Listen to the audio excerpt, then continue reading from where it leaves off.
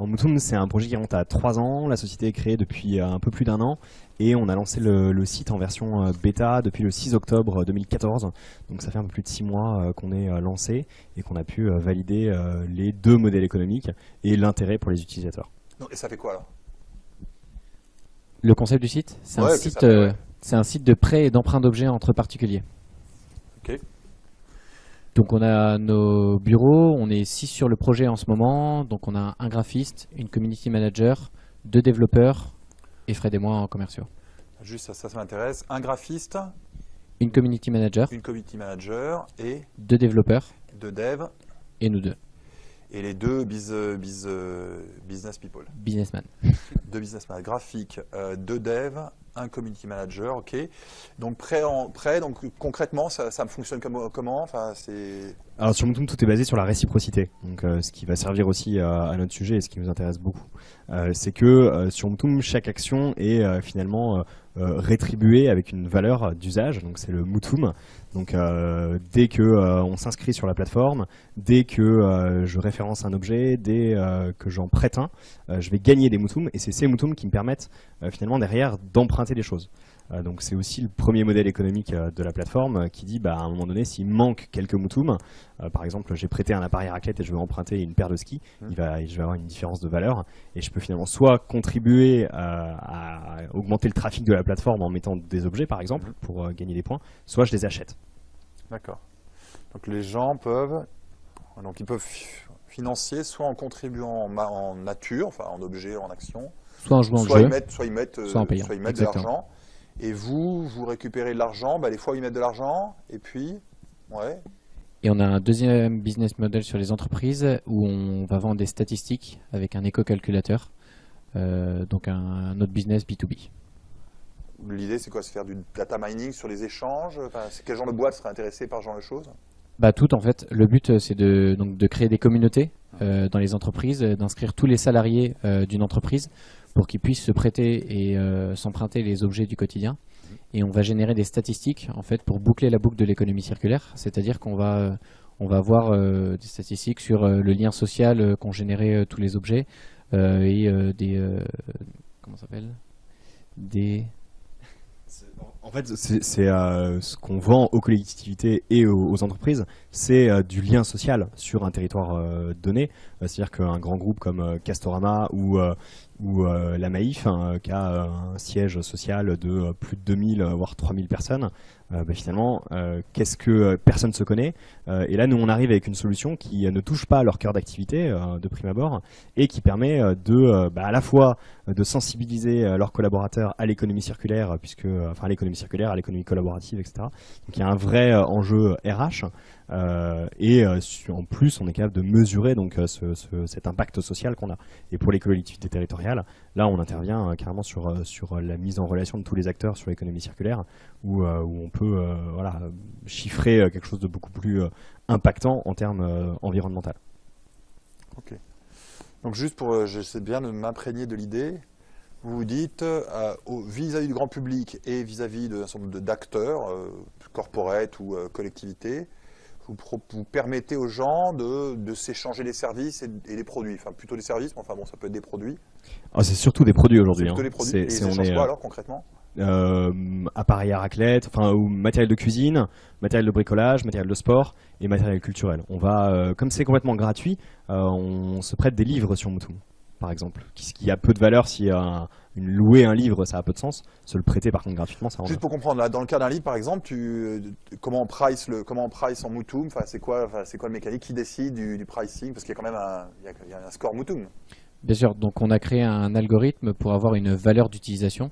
Le but, c'est que les utilisateurs vont référencer leurs objets sur le site et quand ils référencent leur objet, ils mettent le prix d'achat de leur appareil. C'est-à-dire que je vais référencer un appareil raclette qui coûte 40 € et notre algorithme va donner un prix en Moutoum, une valeur d'utilisation. En rapport un peu avec la valeur d'amortissement, un truc comme ça. Si un appareil a 3 ans, on met sa valeur d'achat d'il y a 3 ans. Donc il n'y a pas trop d'amortissement. Mais D'accord. Ok, donc c'est basé. Donc j'ai un appareil à raclette, il coûte 50 €. Vous calculez une sorte de prix et si quelqu'un utilise cet appareil, donc il doit avoir des Moutoum pour pouvoir l'utiliser. Et celui qui a prêter l'appareil raclette gagne les Moutoum en question.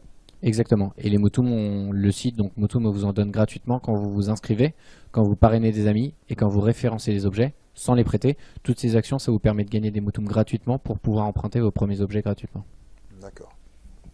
Et après, ce qui est peut-être intéressant de souligner dans les questions qui nous intéressent aussi, c'est que ces moutons nous permettent aussi finalement de gamifier toute la plateforme et de réaliser plein d'actions qui nous intéressent en termes de trafic, etc. et de les rémunérer en quelque sorte, puisque voilà, je like la page Facebook, je parraine des amis, etc. Tout ça me rapporte des moutons, donc j'ai intérêt à le faire finalement. Ok. Bon, alors, je vous propose qu'on aille directement aux questions que vous aviez, parce que je sais que quand on s'est croisé la première fois, vous aviez en tête un style de question, donc je vais vous laisser la poser.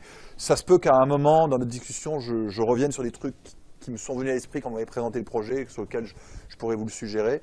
Mais bon, démarrons déjà par donc, quelles étaient les problématiques en particulier qui vous intéressaient qu'on discute aujourd'hui. Je vais poser le cadre de façon générale. Hein. Nous, on a autant le modèle économique sur les entreprises, c'est de la prospection physique et on n'est pas. Notre question, elle est plutôt sur la masse critique des utilisateurs à atteindre. On est sur un réseau social finalement. On avait vu lors de votre cours plusieurs exemples et effectivement, et on se rend compte aujourd'hui qu'on doit même aller encore plus vite que les réussites qui ont maintenant quelques années, parce qu'on a une multitude de concurrents qui arrivent. Et du coup, il faut aller très rapidement chercher une masse critique très importante. Donc c'est comment l'atteindre, comment viraliser tout ça, et comment atteindre des sommets en un temps record. Ok. Bon, donc effectivement, c'est un cas qui s'applique bien à ce concept qu'on avait croisé quand on s'est vu la première fois, qui était de ce qu'on appelle d'économie de réseau. Bon, donc là, je pense qu'il faut que, avant qu'on voit comment ça s'applique dans votre cas, je fasse un petit rappel là-dessus pour qu'on soit bien clair sur les concepts, parce que bon, dans la même phrase, tu as évoqué l'effet de réseau, puis après viralité, et de savoir comment l'un joue par rapport à l'autre. Souvent, moi, je trouve que les gens n'ont pas les idées claires de savoir comment ces deux choses-là jouent ensemble. Ce qu'on va voir, c'est que justement, ça se fait dans une certaine séquence. Donc, je vous propose que je passe quelques minutes à expliquer ça, puis après, on l'applique dans votre cas. Ça vous va? Super. Ok.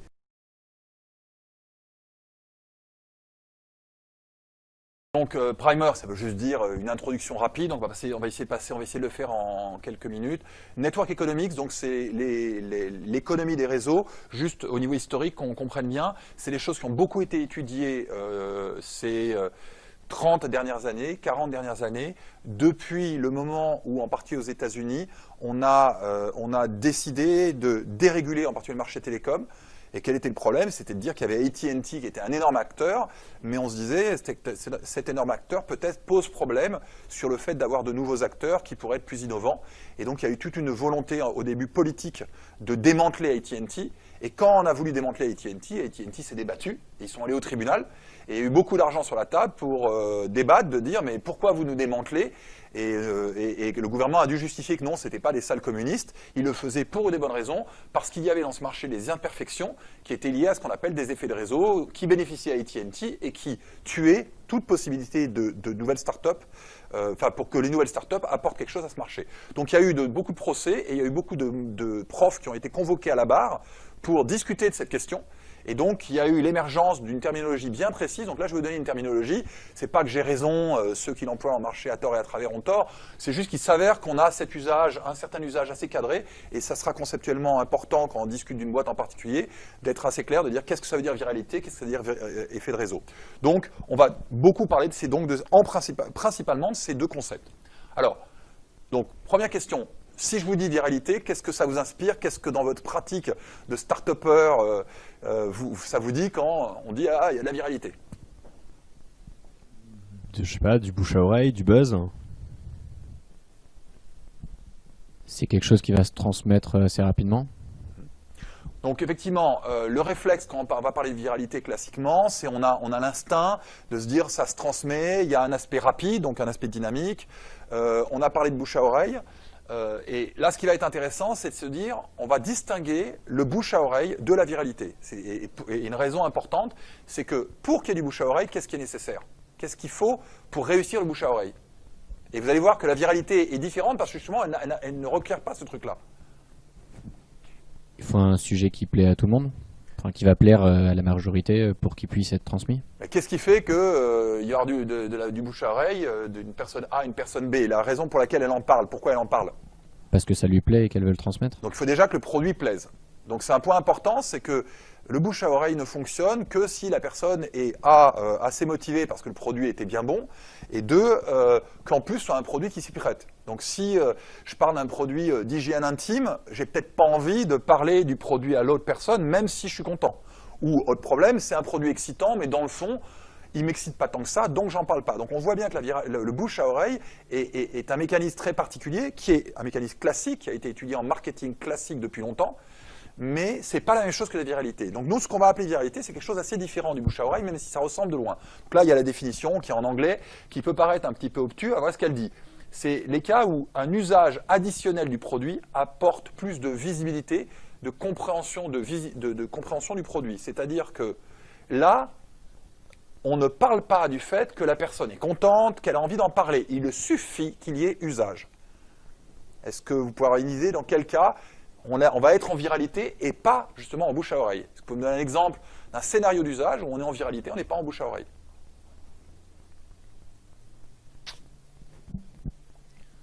Je conduis une voiture dans la rue et des personnes me remarquent avec cette voiture. Ouais. Donc là, il faut bien voir que quand on dit viralité, souvent, ça va être ça va nous évoquer l'espace du web, l'Internet, etc. En fait, pas du tout. La viralité n'est pas du tout liée à l'espace du web. Il s'avère qu'on va faire beaucoup de viralité dans le web, mais que ça existait dans le monde physique. Et effectivement, l'exemple, un très bon exemple, c'est pas obligatoirement le plus évident, mais c'est un très très bon exemple, c'est la voiture. La voiture, si je conduis une BMW, le simple fait que j'ai la dernière BMW du série 6 dans le quartier bourgeois dans lequel je vis, ça veut dire que si je suis la première personne à acheter cette voiture, tous les autres bourgeois du quartier vont l'avoir passée, et quand je vais me garer au club de sport le samedi après-midi, tous les gars vont dire « Waouh, la nouvelle série 6 est sortie ». Donc là, on a un usage, j'ai juste garé ma voiture au club de sport, ça ne veut pas dire que j'en suis content, peut-être qu'elle a un problème, mais les autres n'ont pas à le savoir. Le simple usage va faire que les autres en sont conscients, et que donc ils vont se dire « Ah, elle est sortie, tiens, j'aurais l'acheter ». Entre-temps, peut-être que vous n'étiez pas content de l'avoir. Mais il s'avère que, voilà, on ne peut pas empêcher la viralité d'avoir lieu d'une certaine manière. Maintenant, c'est vrai que si vous rentrez au club de sport en disant cette voiture craint, je ne pense pas que ça va bien se passer. Mais on voit bien que c'est différent du bouche à oreille, qu'il n'y a pas besoin de volonté de parler, qu'il n'y a pas obligatoirement besoin d'une pulsion positive. Donc, ce n'est pas le bouche à oreille, qui requiert la communication. Donc les exemples, je vous donne un autre exemple qui est l'exemple le plus classique, ça va être la mode. Pourquoi? Parce qu'en mode, depuis longtemps, le domaine de la mode, c'est que si je mets une marque sur un produit, les gens sont obligés de porter le produit et qu'en général, on s'est arrangé pour qu'ils n'enlèvent plus la marque. Il y a peut-être eu une époque où les gens enlevaient le crocodile sur le truc, mais maintenant les gens sont contents d'avoir le crocodile. De même, si je suis un ado et que j'achète quelque chose avec un swatch, je suis content qu'il y ait le swatch dessus. Mais ça peut aller plus loin. Par exemple, dans le cas de Hermès, on est dans une situation qui est très particulière. C'est une marque de luxe de très haut niveau qui est censée ne pas avoir une attitude agressive et surtout qui s'adresse à une population sur laquelle on ne va pas s'attendre à ce que les gens se vantent. C'est que le PDG qui porte une Hermès, c'est pas comme un gamin dans une cour de récréation, il ne va pas se pointer le matin en disant « Tiens, t'as vu mon Hermès ?» Ça ne le fait pas. Donc, on voit bien un cas où le bouche à oreille n'est pas évident, parce que ce n'est pas évident que les gens se vantent d'acheter du Hermès, parce que c'est un produit qui a une certaine classe, et donc on n'est pas censé s'en vanter, mais on aimerait bien avoir quand même un effet. Et qu'est-ce qu'on va avoir? On va avoir un effet de viralité. Comment on fait? Sur la cravate, pour ceux qui portent la cravate, derrière, on a la petite attache, et sur l'attache, je mets Hermès. Et donc, on voit bien que comme la cravate va basculer de temps en temps, le PDG fait son speech le lundi matin à ses troupes, et tous les cadres sub qui aimeraient bien être comme le PDG, à un moment, voient marqué Hermès, et ils disent « Moi, si je veux devenir un gars comme lui, il faudrait que j'achète de l'Hermès ». Et donc là, on est en pure viralité et pas du tout en bouche à oreille. La nuance est vraiment importante. Alors, au niveau dynamique, c'est un point important, ça va jouer un rôle dans les usages en entreprise, c'est que la viralité, ça a cette tête-là. Hein. Ce qui était implicite dans votre intuition, c'était de dire « Ah, ça va se propager ». C'est-à-dire que si une personne en amène plus d'une, on amène 1,5, on va passer de 1 à 1,5, à 2, à 2,5, à 3, à 4, etc. Et cette courbe-là, elle est connue, hein, pour ceux qui ont fait un peu de mathématiques à la fin du lycée, on appelle ça la courbe exponentielle. Donc elle croît, et là, la courbe exponentielle a comme limite le ciel. Bon, en l'occurrence, ce n'est pas le ciel, c'est la taille du marché atteignable. Donc elle a une courbe qui est tout à fait sympathique, et on va voir qu'on va utiliser beaucoup cette courbe pour pouvoir sortir du trou dans un cas où on est dans un trou. Point important, on va avoir tendance à vouloir mesurer ça, donc c'est important de faire de l'analytics, c'est-à-dire de bien mesurer quand j'expose des clients de manière artificielle à la main, de bien exposer, de voir, ok, ces clients, combien ils en amènent d'eux-mêmes, parce que ce chiffre-là est vraiment le chiffre qui va faire la différence. Est-ce que ce chiffre est une vraie exponentielle croissante ou non? Ça décolle pas, ça décolle pas. Et quand ça décolle pas, il n'y a pas de chiffre, c'est je suis plat.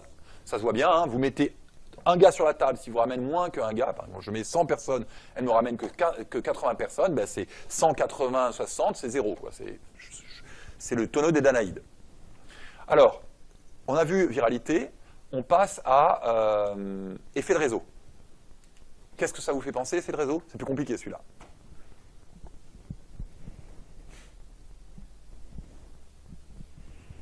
Alors pour moi, l'effet de réseau, c'est le fait de toucher des communautés qui communiquent entre elles. Donc ça va souvent faire appel à cette idée qu'il y a un groupe de personnes et qu'entre eux il se passe quelque chose. Mais là, on va être de nouveau très très précis. Et vous allez voir que la précision, même si ça apparaît la même chose, la nuance est très importante. Donc là, la nuance, elle est là.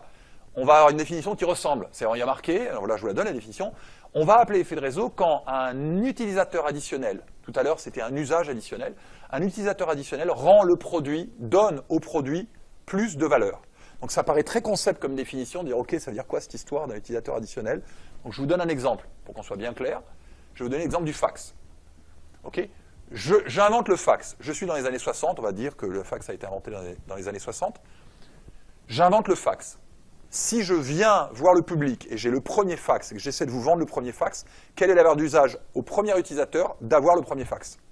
En gros, d'une autre manière, j'essaie de vous vendre le premier fax, à quoi ça vous sert? A priori, à pas grand-chose, puisqu'il n'y a qu'un seul fax dans le monde. Ouais, à rien. À rien. Ok, donc on voit bien que ce produit, si j'ai un utilisateur, ça pose un problème, mais si il s'avère qu'à côté, son copain a un fax, qu'est-ce que ça change? Bah, ça change tout parce qu'ils peuvent communiquer. Là, on voit bien que le fait d'avoir un utilisateur additionnel change énormément la situation.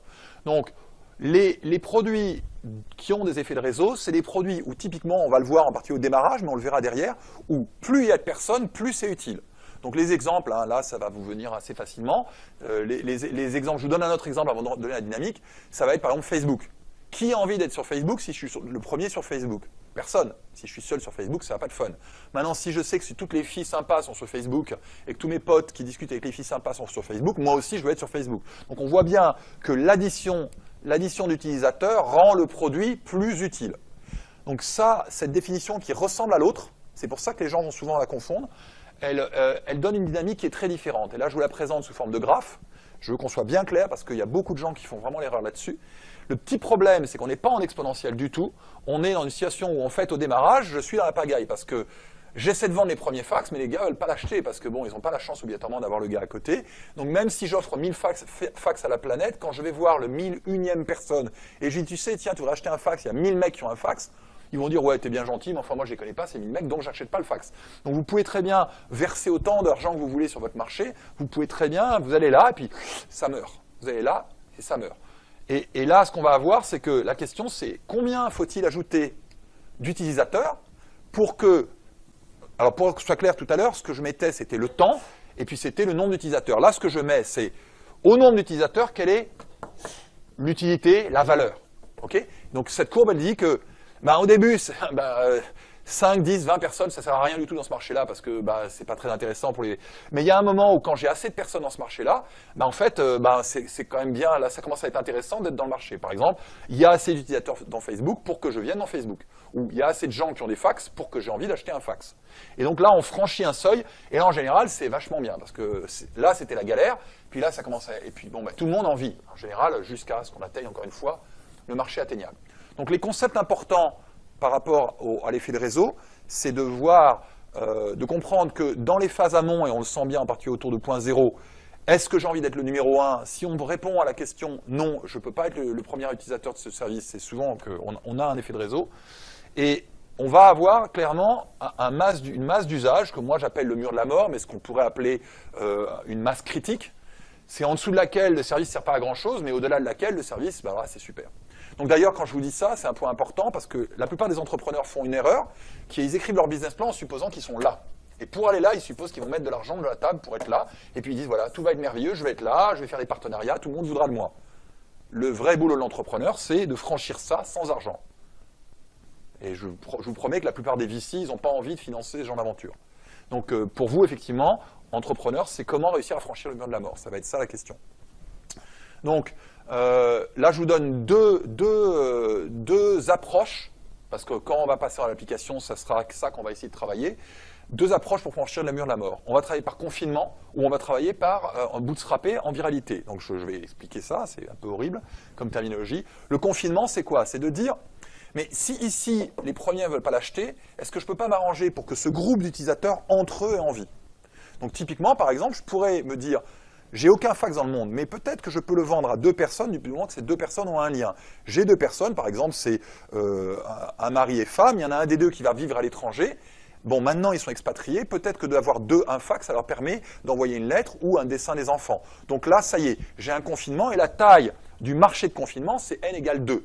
Donc du moment maintenant que je travaille sur des paires, donc on va penser à la paire, le couple, ou on va penser à l'entreprise, de dire à une entreprise, bah voilà, vous, entreprise, vous pourriez utiliser un fax pour vos 3 implantations, ou vous allez penser typiquement aux militaires. Les militaires qui ont une communauté avec des gros moyens technologiques, et donc qui sont prêts à payer rubis sur l'ongle l'installation de la technologie. Donc typiquement, par exemple, le fax est une technologie qui émerge dans les années 50, et cette technologie, elle émerge parce que les militaires, à un moment, décident de payer 50 fax pour mettre dans les stations les bases aériennes, et que ces bases aériennes puissent recevoir les rapports météo. Donc, première solution, je confine. Je trouve un marché sur lequel je peux saturer ce marché. Par exemple, dans le cas de Facebook, un exemple célèbre, c'était au début seulement à Harvard pour une promo. Donc là, comme il a réussi, parce que tout le monde avait envie de jouer à ce jeu-là, faire que cette promo jouait, là, on avait une valeur d'usage sur cette promo, mais c'était une petite population, mais on avait atteint la valeur d'usage. Et puis après, il s'est mis à étendre, il a changé de promo. Puis après, c'était plus Harvard, c'était Harvard MIT. Et à chaque fois, on s'arrangeait pour rentrer ces nouveaux de telle manière qu'ils aient aussi la valeur d'usage, et ainsi de suite, par domino, on rentre MIT, on rentre Boston College, puis après on rentre NYU, les facs de New York, puis après on rentre Stanford, puis après on rentre toutes les facs des États-Unis, après on rentre les alumni, et à la fin on rentre la planète entière. Donc on a eu un déconfinement progressif de la population jusqu'à être la boîte dominante. L'effet de réseau peut vous permettre de devenir la boîte dominante, mais il faut réussir à franchir le seuil. Confinement. Deuxième manière de franchir l'effet de réseau, c'est d'utiliser ce que je vais appeler un bootstrap, c'est en fait de se faire sortir de l'eau, on utilise ça quand on fait du ski nautique, par la viralité. C'est-à-dire de dire, là, dans cette phase-là, je suis collé au sol. Pour décoller du sol, est-ce que je peux m'arranger pour que dans le fond, les gens, il y ait un effet de viralité, que dans le fond, d'accord, c'est vrai que c'est pas très utile de l'utiliser, mais comme ils en parlent entre eux, à ce moment-là, où ils en parlent entre eux, c'était plutôt un bouche à oreille, où ça peut être juste un simple effet d'usage, on va le voir dans les exemples tout à l'heure, de boîtes qui ont démarré, qui ont franchi cette seuil-là par en fait une exponentielle, donc qui avait tendance à croître tout seul, puis qui ont pu enfin faire un vrai travail d'effet de réseau. On va voir l'exemple dans quelques minutes, donc je ne passe pas plus de temps dessus. Okay, donc, point important, je vous ai parlé de mur de la mort, j'insiste là-dessus. Quand les gens me présentent des business plans et qu'ils me mettent un effet de réseau, ou que je sens qu'il y a un effet de réseau, moi, je suis inquiet, parce que c'est le mur de la mort. C'est qu'en gros, ce que je peux dire aux gens pour l'instant, c'est qu'ils vont mourir. Alors maintenant, à eux de me prouver qu'ils ont une solution pour ne pas mourir. Et là, je rajoute une mauvaise nouvelle, c'est qu'on a double face ou simple face. Là, il y a un mur de la mort, là, il y a 2 murs de la mort. C'est quoi l'idée? C'est que dans certains réseaux, il y a 2 populations. Et s'il y a 2 populations, il va falloir que les 2 soient d'accord pour jouer. Donc l'exemple typique, c'est toutes les places de marché. Donc par exemple, la référence, ça serait par exemple eBay. Dans eBay, j'ai des gens qui veulent vendre et j'ai des gens qui veulent acheter. Donc pour que ce soit utile, est-ce qu'on a un effet de réseau déjà? Quel serait l'effet de réseau s'il y en a un? Bah, il y a des acheteurs et il y a des vendeurs, donc logiquement... Et comment on sent qu'il y a un effet de réseau? C'est quoi le test à la scie? Il faut qu'il y ait suffisamment d'offres et de demandes qui convergent. Est-ce que j'ai envie d'être seul sur eBay? Est-ce que je peux me permettre d'être seul sur eBay? Non, je ne peux pas me permettre d'être seul sur eBay parce que quel est l'intérêt de vendre sur eBay si personne n'est là pour acheter? Et de même pour les acheteurs, ça ne sert à rien d'acheter s'il n'y a personne qui est là pour vendre. Donc là, on sent bien, hein, c'est toujours le petit test, je le fais au niveau 0. C'est si je sens qu'au niveau 0, ça ne fonctionne pas, ça sent l'effet de réseau à 100 mètres. Mais là, on voit bien qu'il y a 2 populations. Il va falloir réussir à franchir le cap où les vendeurs veulent bien jouer et les acheteurs veulent bien jouer. Donc le mur de la mort, il est double maintenant. C'est-à-dire que s'il y a une raison quelconque pour laquelle l'un de ces 2 groupes ne veut pas jouer, vous êtes mort. Vous pouvez très bien avoir des groupes qui jouent, par exemple, par viralité, mais l'autre groupe ne joue pas. Donc je vais vous donner un exemple pour qu'on comprenne bien. C'est que si vous regardez sur les applications de dating, de rencontres, on peut avoir l'idée, par exemple, que les hommes sont toujours prêts à jouer, à essayer n'importe quelle application de dating, et vont dire « Ah ouais, t'as vu, il y a Tinder !» Alors ils viennent tous sur Tinder, ok. Mais pour d'autres raisons, par exemple, les filles n'auraient pas envie de jouer à ce truc-là parce qu'elles considèrent que c'est pas comme ça qu'on va faire. Et les mecs, ils peuvent venir autant qu'ils veulent sur Tinder. Si sur Tinder, il n'y a que eux, ça va pas le faire, quoi. Enfin, à moins que ce soit un site gay, et dans ce cas-là, c'est une autre problématique. Mais on voit bien qu'on peut avoir deux populations avec deux logiques différentes, et s'il y a une des deux populations qui a une motivation différente, ça sert à rien que la première ait envie de jouer, parce que la deuxième va tuer le système. Donc maintenant, on a deux murs de la mort. Bon. Donc les exemples, simple face Facebook, une population homogène qui joue, PayPal à l'origine, les systèmes de communication, ICQ, maintenant on dirait WhatsApp par exemple, double face, les plateformes, eBay, on va voir pourquoi je vous mets YouTube. Wikipédia est intéressant parce que dans Wikipédia, il faut qu'il y ait assez de gens qui produisent du contenu pour qu'il y ait des lecteurs, mais il faut savoir qu'il faut qu'il y ait assez de lecteurs pour qu'il y ait des gens qui produisent du contenu. Parce que les gens qui produisent du contenu, ils veulent des lecteurs. Donc on a besoin que les deux parties jouent le rôle. Et des fois, ce n'est pas le cas. Allez, on termine par... on va pratiquer la distinction entre les deux, parce qu'après, on va l'appliquer et c'est intéressant de bien distinguer. Allez, petit exercice. eBay, donc on l'a vu. eBay, on est dans quel cas? Effet de réseau ou viralité? eBay, c'est un effet de réseau. Ok, donc effectivement, il faut qu'il y ait quelqu'un d'autre présent qui vende. Est-ce que j'ai une viralité? Est-ce que le simple usage de eBay amène les autres à en entendre parler? Non, je pense pas, parce que c'est pas très visible le fait qu'on ait utilisé eBay ou pas. A priori, vous pouvez utiliser eBay tout seul dans votre chambre la nuit, sans que personne ne le sache. Donc, on est très haut effet de réseau, parce que là, on est double face. A priori, pas de viralité. YouTube, celui-là est un peu plus subtil. Qu'est-ce qu'on vous verriez dans YouTube? Viralité, effet de réseau. On était peut-être plutôt sur la viralité au début et sur un effet de réseau ensuite. Vous êtes bon, dis donc. Oui, effectivement, dans YouTube, c'est un cas qui est un peu compliqué, parce qu'effectivement, il faut distinguer, et c'est ça qu'on va beaucoup utiliser dans la pratique, il faut distinguer les phases de démarrage des phases ultérieures. Effectivement, originellement, la manière dont YouTube a démarré, comment ça marchait au début, YouTube? C'était quoi, YouTube? C'était quoi le scénario d'usage? Qu'est-ce qu'on faisait quand on faisait du YouTube? On postait des petites vidéos rigolotes ou ce genre de choses.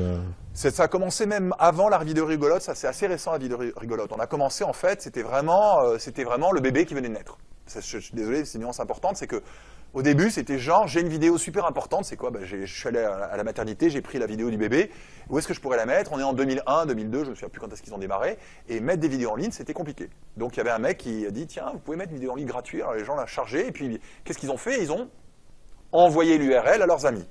Donc là on voit que on a une grande viralité parce que la raison pour laquelle je mets une vidéo, c'est évidemment pour informer les autres. Donc l'usage implique obligatoirement que les autres vont en entendre parler. Donc c'est de la viralité pure.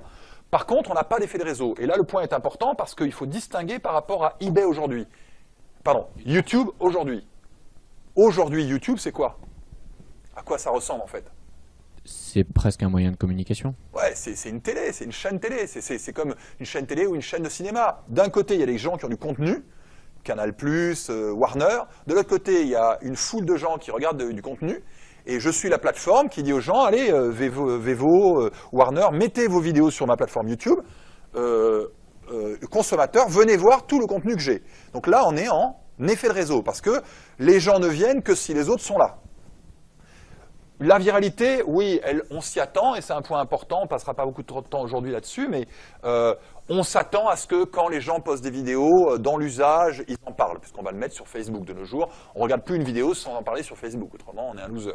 Donc on va s'attendre à une viralité, mais elle n'était pas obligatoirement nécessaire. Par contre, maintenant, c'est devenu un effet de réseau. Donc le point important à bien comprendre pour un entrepreneur, c'est ce changement-là. Parce que la plupart des gens, ils vont faire un business plan en écrivant comment ils vont être milliardaires quand ils seront comme YouTube. Mais ça, on s'en fout. Parce que la difficulté de l'entrepreneur, c'est ça. Tant que vous n'avez pas franchi ça, ce n'est pas la peine de raconter dans votre business plan ce que vous feriez le jour où vous avez le pouvoir dans le marché. Il faut nous expliquer comment vous allez trouver des astuces, soit par la viralité, soit par le confinement, pour atteindre le point où vous pouvez enfin faire des deals, parce que maintenant, tout le monde est sur votre plateforme. Cette discussion-là est une discussion relativement inintéressante avec les entrepreneurs. J'ai envie de dire, je n'ai pas envie d'en discuter. Ce que vous ferez de merveilleux quand vous serez riche, c'est votre problème. Ce qui va nous intéresser, c'est comment vous devenez riche. Après, vous pouvez faire ce que vous voulez quand vous êtes riche. Là, ce que j'appelle riche, c'est riche en utilisateur. Okay? Hotmail, donc le mail gratuit. Effet de réseau. Enfin, il y a aucun intérêt à ce qu'une seule personne puisse avoir la solution. Et puis si elle peut pas envoyer de mail. Alors, le mail gratuit, on va supposer que l'internet existe. On est en 98, l'internet existe, le mail existe. Il y a un gars qui arrive et qui dit, moi, je vais faire du mail gratuit. C'est-à-dire qu'il crée une plateforme où vous pouvez avoir à une époque, il fallait payer pour une boîte aux lettres. Pour certains d'entre vous, ça paraît antique, mais c'était comme ça. Est-ce qu'on a un effet de réseau? C'est quoi le test à l'acide? Ce que j'appelle le test à l'acide, c'est le test qui vous permet de distinguer de manière sûre est-ce qu'il y a un effet de réseau. Bah, s'il y a deux Vous êtes personnes. le premier. Est-ce que ça vous pose un problème d'envoyer un mail par Hotmail à votre collègue? Non. Non.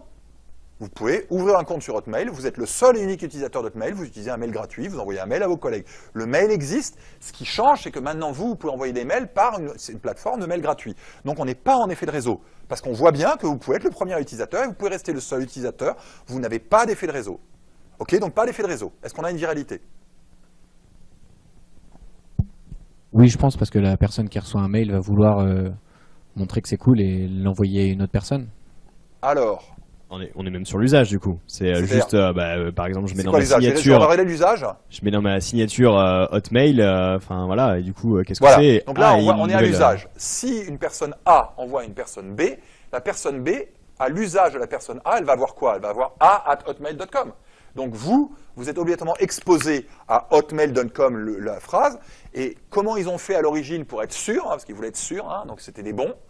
Ils voulaient être absolument sûrs de la viralité, donc ils ont doublé la mise. Comment ils ont fait pour doubler la mise? Mais je n'êtes pas sûr que vous étiez. Ils ont fait un truc qui était très rusé, c'est qu'ils avaient forcé la signature. C'est-à-dire que quand A envoyait un courrier à B, il y avait non seulement, c'était a@hotmail.com, mais surtout il y avait marqué à la fin, ce mail est envoyé par hotmail.com, le mail gratuit. Donc B, il reçoit ça, il dit, ah bon, le mail est gratuit aujourd'hui? Ce qui à l'époque était une nouveauté. Donc, dès le premier usage, on a une deuxième personne qui s'est dit « Ah bon ?» et donc il a créé un compte. Il a envoyé une troisième personne qui a dit « Ah bon ?» et là, on a une pure viralité. Donc, on a une viralité, pas d'effet de réseau. Okay. Pour info, cette boîte s'est revendue à 1,5 milliard alors qu'elle était minuscule. Et il y avait une raison, c'est parce que comme l'exponentielle, dès qu'on sait la forme de l'exponentielle, dès qu'on est là et qu'on sait la forme de l'exponentielle, on sait qu'elle vaut 1 milliard. Donc, il y a plein de gens qui ont dit « C'est quoi ce truc-là ?» mais c'était justifié. On refait un dernier, les blogs. Donc là, TechCrunch ou le HuffPo, c'est des blogs. C'est une plateforme de blog. Effet de réseau, effet de viralité.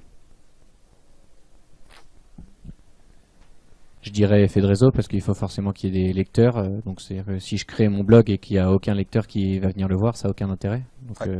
Donc là, vous réagissez de manière moderne, vous êtes jeune, donc vous voyez les blogs tels que sont vus aujourd'hui. C'est-à-dire qu'on est comme dans le cas de YouTube. Vous regardez, vous voyez ça. Aujourd'hui, la raison pour laquelle les gens vont écrire sur HuffPo, c'est parce qu'ils savent qu'en étant sur HuffPo, on va les lire. Et la raison pour laquelle les gens viennent lire sur HuffPo, parce qu'ils savent qu'il y a du bon contenu. Donc on est en effet de réseau. Mais en fait, ils n'ont pas démarré comme ça. À l'origine, les gens ont dit « Waouh, je peux écrire mon texte et il peut être sur Internet et tout ça est gratuit, c'est merveilleux, je l'écris. Je n'ai pas besoin qu'il y ait d'audience, parce que ça m'est pas venu à l'idée qu'il y aurait de l'audience. J'étais juste émerveillé. Et par contre, qu'est-ce que je fais? Une fois que j'ai écrit un texte qui était un texte super intéressant, j'envoie un mail à mes amis en disant « Au fait, vous savez, j'ai écrit. » Donc, on n'avait pas d'effet de réseau, mais on avait la viralité. Pas d'effet de réseau, on avait la viralité.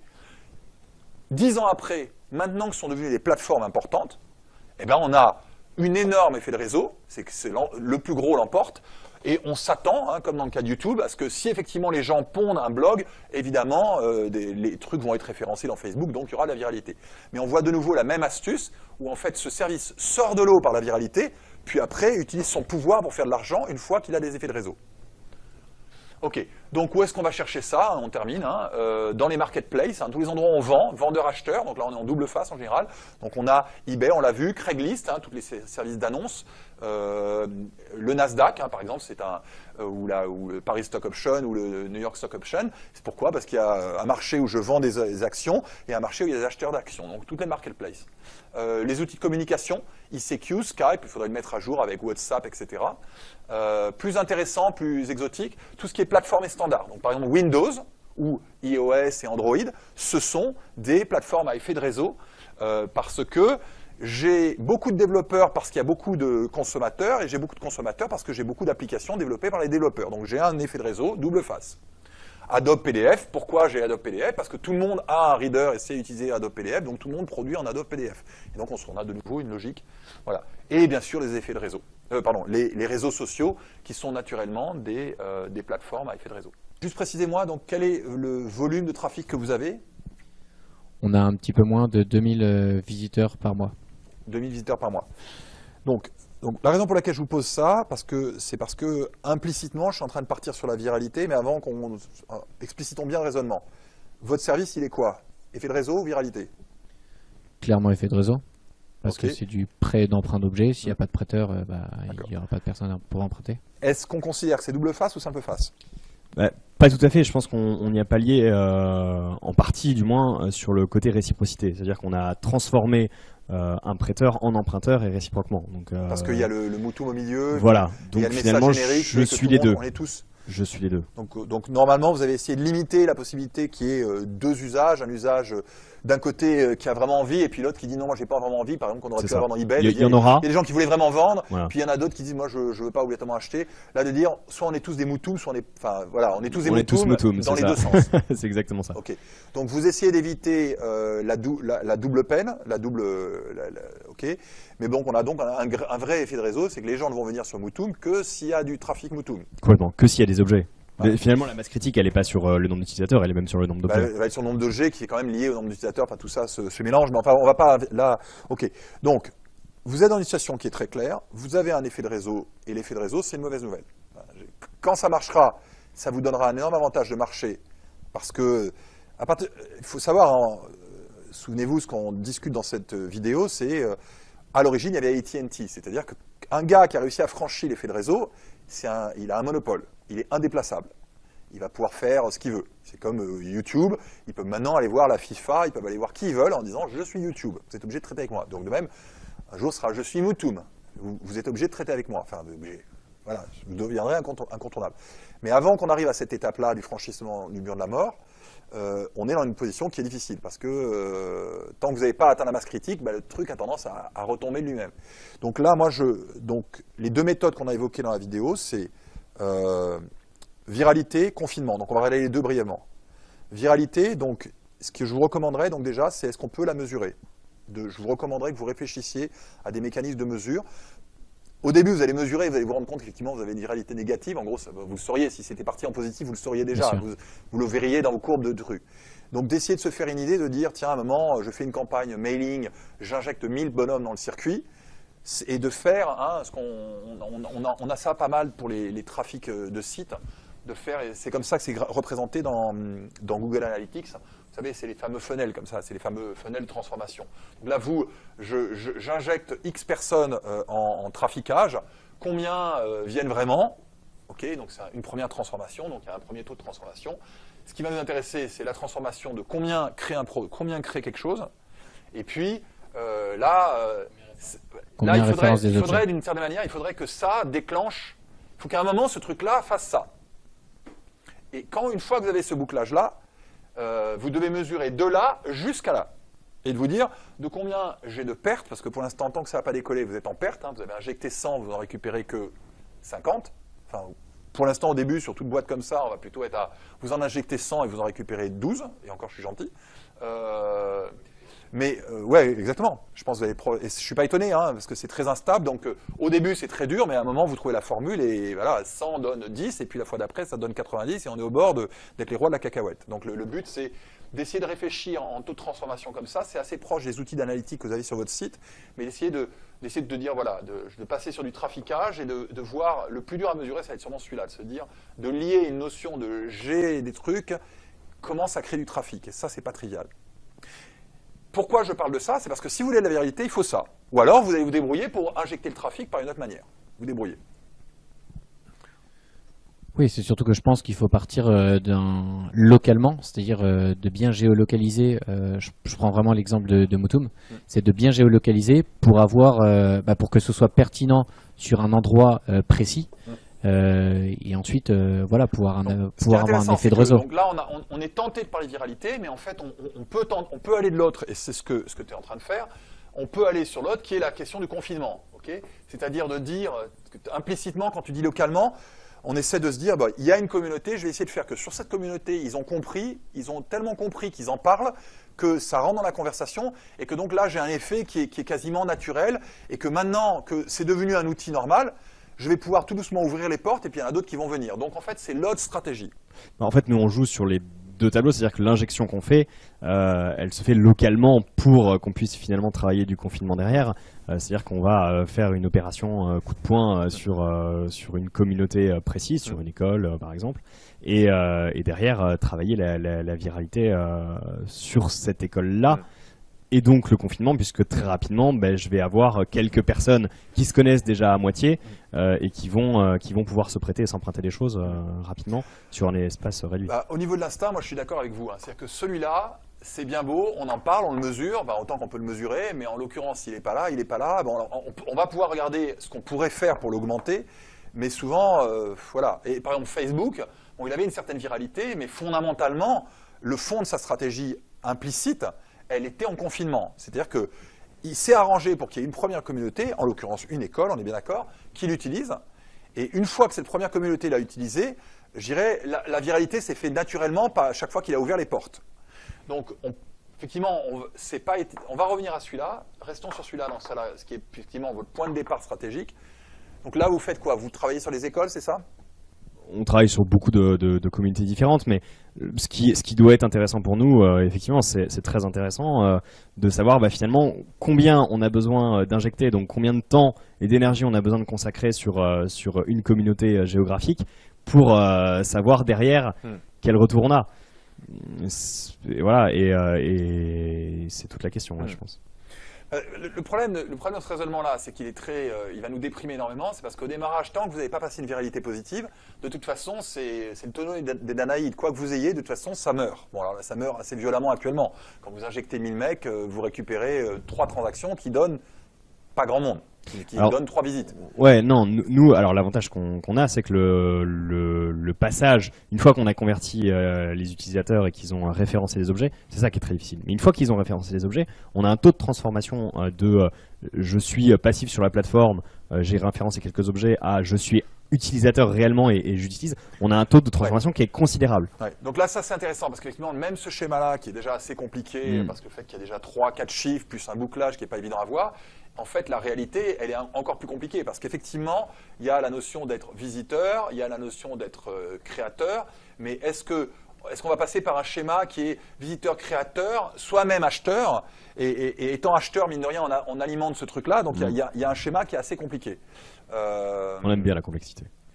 Non mais bon, en tout cas, c'est intéressant de savoir que ces logiques qu'on retrouve automatiquement dans vos outils d'analytics, genre Google Analytics, il faut les surveiller de très près parce que il y a des moments où vous pouvez vous dire tiens, ce truc-là, ça fonctionne bien, quoi. Je présume, donc toujours si on est sur celui-là, je présume que vous avez pas mal travaillé l'idée de dire quand quelqu'un crée quelque chose, il pourrait le mettre sur Facebook.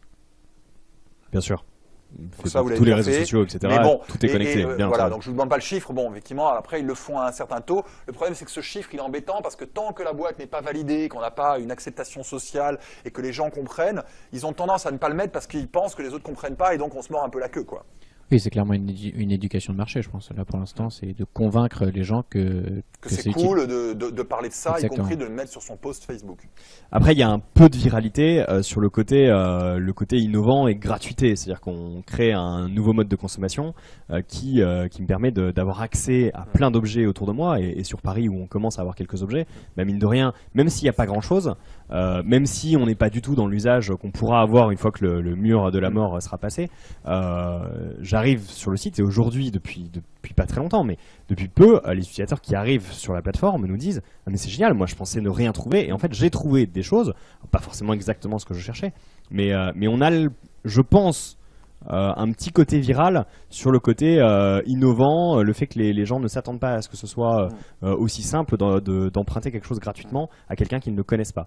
Donc il y a un peu de viralité à ça, mais aujourd'hui on n'est pas capable de le mesurer. En confinement, est-ce que vous pouvez me donner un exemple de communauté fermée sur laquelle vous avez travaillé, de réfléchir qu'est-ce qui s'est passé, qu'est-ce qu'on pourrait... Alors un concept important que je vous engage à réfléchir, hein, c'est le concept de scénario d'usage. Scénario d'usage, c'est toujours de se dire, voilà, c'est quoi mon scénario d'usage ? C'est les étudiants qui utilisent plutôt ces 4 types de produits, ou c'est Madame Michu dans une île de province qui utilise plutôt ces 4 types de produits. Donc d'avoir un scénario d'usage. Donc donnez-moi votre scénario de référence d'usage. J'insiste sur cette idée parce que une des multiples manières de se prendre les pieds dans le tapis et de se raconter des blagues quand on monte des boîtes pareilles, donc vous l'avez vu dans la vidéo, c'est de dire « Ah, ben quand je serai de l'autre côté du mur de la mort et commencer à réfléchir du fait que vous allez pouvoir négocier avec la planète entière. » Bon, ça, on se raconte des blagues. Une autre manière de se raconter des blagues, c'est de dire « Je vais servir 25 marchés. » La plupart des startups ne servent pas 25 marchés. Il s'avère qu'à posteriori, quand le service marche, ça se met à être utilisé dans 25 marchés. Mais la plupart des services, ils démarrent de manière hyper pointue. Donc votre boulot, c'est de travailler d'être inlassablement à la recherche du truc qui va marcher. Et donc là, je vous engage à revoir l'intégralité du film sur le social network, parce qu'on voit un vrai travail très tripal de la part de Zuckerberg, qui, comme le montre bien le cinéaste au début du film, a beaucoup réfléchi à cette question de ces étudiants qui ont envie de parler des femmes et le sexe, etc. Et dans ce premier truc, dans cette première séquence du film, que je vous engage à revoir, il voit comment les gens ont envie de parler du sexe, comment ils ont envie de juger l'attractivité des filles. Et ça, pour lui, ça lui identifie une modalité d'usage qui va faire son succès mondial. Aujourd'hui, Facebook n'est plus vraiment considéré comme une plateforme de dating, même que c'est encore utilisé pour un peu draguer. Mais donc maintenant, on va s'en servir pour faire n'importe quoi. Ils viennent d'introduire de l'argent. Donc s'il avait écrit un business plan et il avait raconté qu'un jour il referait de l'argent, j'aurais pris ça, je le jette à la poubelle. On s'en fout. 1, il faut savoir coder, vous avez des codeurs, c'est bien. 2, il faut trouver l'usage qui tue. 1. Donc là, vous allez tester un par un jusqu'à en trouver un. Donc c'est un usage dans un endroit confiné. Donc là, dans la vidéo, on parle de, pour le fax, 50 fax dans les 50 bases aériennes. Ça marche. Et à partir du moment où j'ai 50 fax dans 50 bases aériennes, je vais avoir les autres services de l'armée qui vont accéder les fax, puis après toute l'armée va acheter les fax, puis après les fournisseurs de l'armée vont acheter les fax, puis après tout le domaine B2B va acheter les fax, et 40 ans après, le grand public va acheter les fax. Donc, l'usage dans une population. Donc là, aujourd'hui, quelle serait votre population de référence? Nous, comme on n'a pas 40 ans devant nous, l'idée, le scénario, il est simple, hein, c'est de connecter physiquement une communauté, de faire en sorte que sur une journée, on arrive à inscrire 50, 100 personnes en physique et qui référencent des objets très rapidement, donc qui est rapidement que toutes ces personnes-là, finalement, on référence avec eux leur premier objet et qu'on se débrouille par un effet de rappel, etc., qui référence quelques objets. Et finalement, que sur une communauté, j'ai très rapidement 100, 200 objets. Et derrière, on rebalance un peu de communication. Donc, parlons de scénario d'usage. Ce que je vais appeler scénario d'usage, c'est qu'on va avoir un langage très concret. Nous avons travaillé sur une école, sur plutôt ce genre de truc. Pendant telle période, on a flyé, on a essayé d'obtenir le déclenchement sur ce truc-là. Donc là, est-ce que vous pouvez me en parler? Ou si vous ne l'avez pas fait, ça sera comme ça qu'il faudra travailler.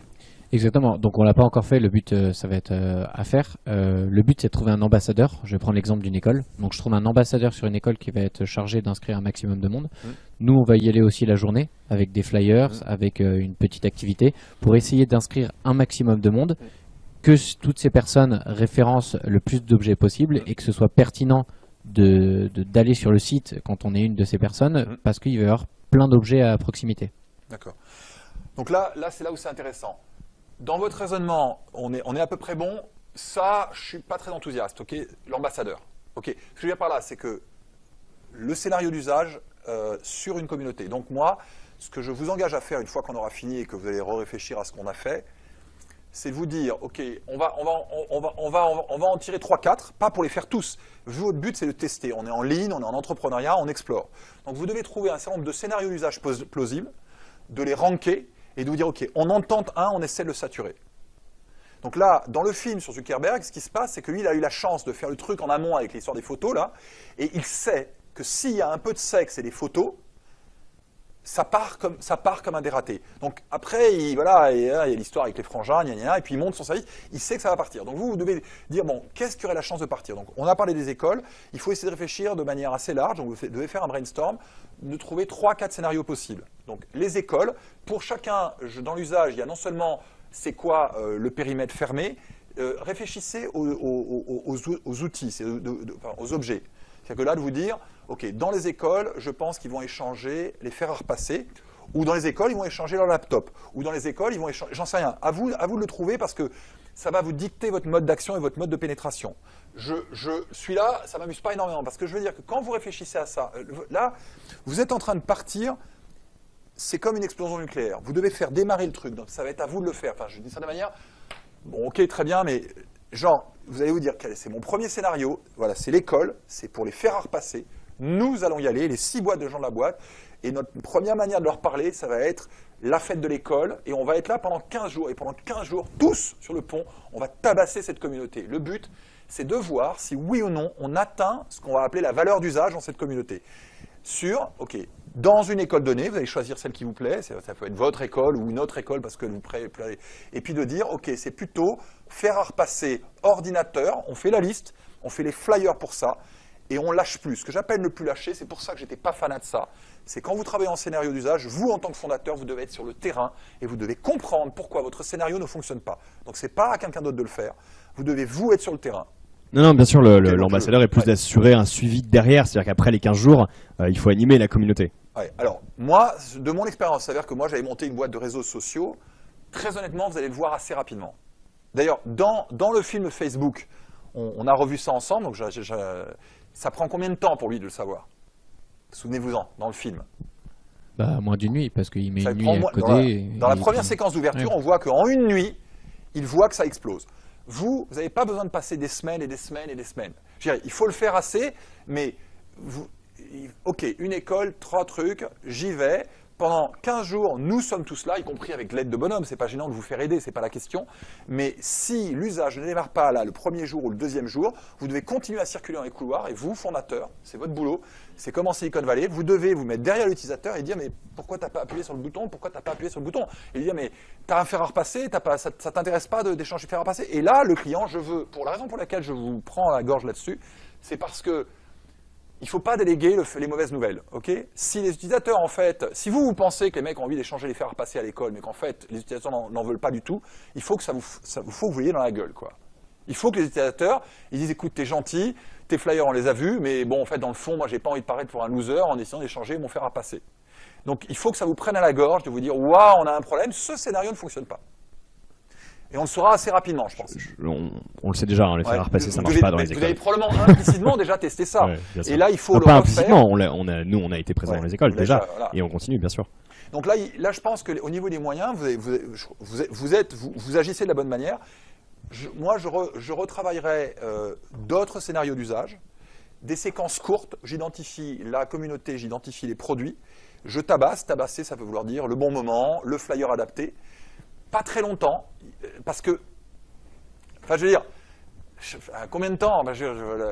Si ça accroche pas, ça accroche pas. Il faut essayer de comprendre pourquoi il passe pas. C'est pour ça toujours j'emploie beaucoup le mot scénario d'usage. Si le scénario d'usage fonctionne pas, il fonctionne pas. Maintenant, je dis pas qu'un jour il fonctionnerait pas, parce qu'effectivement, quand vous allez devenir riche et célèbre et que tout le monde utilise votre produit, finalement, cette foutue école qui refusait d'échanger les fers à passer, ils vont les échanger leurs fers à passer. Mais c'est quand une fois que vous aurez franchi toutes les étapes par un domino incroyable, c'est à vous de l'écrire votre domino.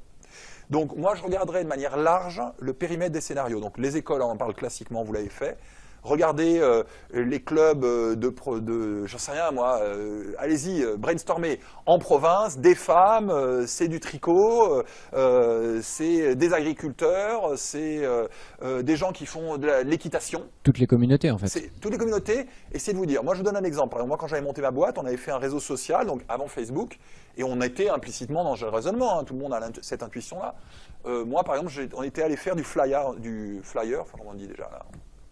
Ouais, flying, ouais, du flying, auprès des gens qui vendent des timbres avenue Gabriel, parce que je suis passé sur les Champs-Élysées, il y a un marché aux timbres. Et là, on a une petite communauté de gens qui font de la vente de timbres, qui sont tous là au même moment. Donc si je fly sur tous ces mecs-là et que le produit a un usage, ça va avoir lieu, il n'y a pas besoin de le faire pendant des mois. Au bout de 3 mois, ils vont lui dire arrêtez de flyer. Donc si je le donne et que les mecs disent ah ça me permet de faire quoi et de dire voilà on vient de le distribuer mais ce soir vous pouvez mettre des trucs en ligne et vous voyez le mec qui est à l'autre bout là-bas, peut-être qu'il a le timbre qui... Ils le font ou ils le font pas. Bon, vous voudrez essayer 3 fois. Surtout, vous, encore une fois, c'est pour ça que je tiquais là-dessus. Vous, retournez voir les mecs le dimanche après en disant pourquoi tu l'as pas fait. Il va dire écoute, t'es gentil, là, le jeune, mais bon, moi j'ai autre chose à foutre. Donc, vous brainstormez dans toutes les dimensions possibles pour trouver 5 scénarios et vous devez vous fixer comme objectif de dire on va faire 5 phases d'usage. Alors, en parallèle si vous avez des moyens larges ou en séquentiel si vous avez des moyens plus limités et vous les testez une par une. en priant les dieux que vous allez tomber sur une où ça va le faire.